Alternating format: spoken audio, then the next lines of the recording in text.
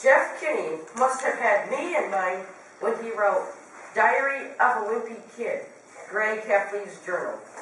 For instance, I am small and like Gray. I am stuck in middle school with a bunch of morons. Enjoy excerpts from Gray Kefley's journal. September, Tuesday. Let me just say for the record that I think middle school is the dumbest idea ever invented. You got kids like me who haven't hit their growth spurt yet, mixed with these gorillas who needs to shave twice a day. And then they wonder why bullying is such a big problem in middle school. Let me give you some good advice. On the first day of school, you got to be real careful where you sit. You walk into the classroom and just plunk your stuff down on any old desk. And the next thing you know, the teacher is saying, I hope you all like where you're sitting because these are your permanent seats.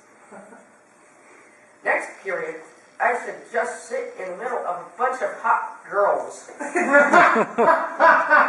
soon as I step in the room. But I guess if I do that, it just proves I didn't learn anything from last year. Man, I don't know what is up with the girls these days. It used to be a whole lot simpler back in elementary school. The deal was, if you were the fastest runner in your class, you got all the girls. Now, it's about the kind of clothes you wear, or how rich you are, or if you have a cute butt, or whatever. No, come on. The most popular boy in my grade is Bryce Anderson. The thing that really stinks is that I have always been into girls. And I remember how Bryce used to act. Girls are stinky poos. I don't think girls are stinky poos. But of course now I don't get any credit for sticking with the girls all this time. Tuesday. I don't know if I mentioned this before, but I am super good at video games.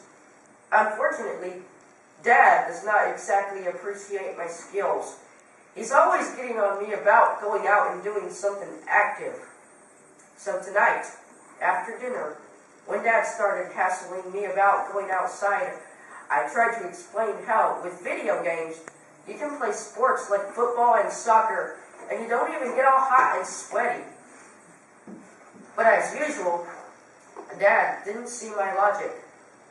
Dad is a pretty smart guy in general, but when it comes to common sense, sometimes I wonder about him. I'm sure Dad could dismantle my game system if he could figure out how to do it.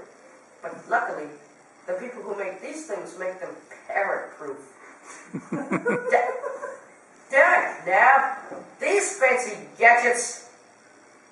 Every time Dad kicks me out of the house to do something sporty, I just go up to Rowley's and play my video games there. When I headed back home, I ran through the neighbor's sprinkler a couple times to make it look like I was all sweaty. And that seemed to do the trick for Dad. But my trick kind of backfired, because as soon as Mom saw me, she made me go upstairs and take a shower. November, Wednesday. In third period, Mr. Underwood, our phys ed teacher, announced that the boys will be doing a wrestling unit for the next 6 weeks. If there's one thing most boys in my school are into, it's professional wrestling, so Mr. Underwood might as well have set off a bomb. I don't know what the school is thinking, having a wrestling unit, but I decided if I don't want to get twisted into a pretzel for the next month and a half, I better do my homework on this wrestling business. So I rented a couple video games to learn some moves. And you know what? After a while, I was really starting to get the hang of it. In fact, the other kids in my class had better look out, because if I keep this up, I could be a real threat. Then again, I better make sure I don't do too good. this kid named Preston Mudd got named Athlete of the Month for being the best player in the basketball unit. So they put his picture up in the hallway. P. Mudd, Athlete of the Month. It took people about 5 seconds to realize how P. Mudd sounded when he said it out loud. And after that, it was all over for Preston. Thursday. Well, I found out today that the kind of wrestling Mr. Underwood is teaching is completely different from the kind they do on TV. First of all, we have to wear these things called singlets, which look like those bathing suits they used to wear in the 1800s. And second of all, there are no pile drivers or hitting people over the heads with chairs or anything like that. There's not even a ring of ropes around it. It's just basically a sweaty mat that smells like it's never been washed before. Mr. Underwood singled me out to demonstrate some wrestling holds, probably because I'm the lightest kid in the class, and he could toss me around without straining himself. He showed everybody how to do all these things called a half Nelson, and a reversal, and a takedown. When he was doing this fun move called the fireman's carry, I felt a breeze down below. And I could tell my singlet wasn't doing a good job keeping me covered up. That's when I thanked my lucky stars. The girls were on the other side of the gym. May.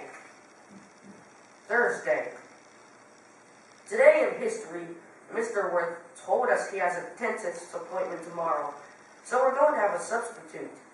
Subs are like comic gold.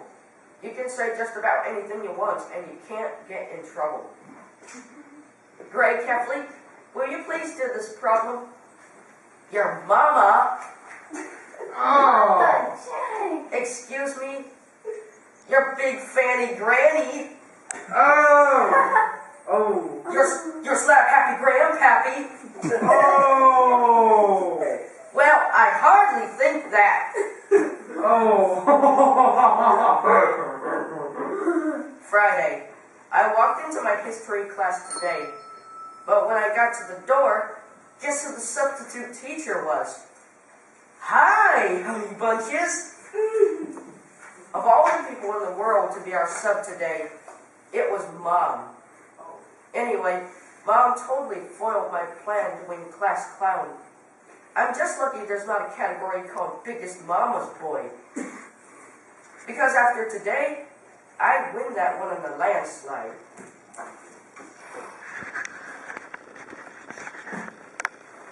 Alright, thank you very much. Man, today was funny. Yeah.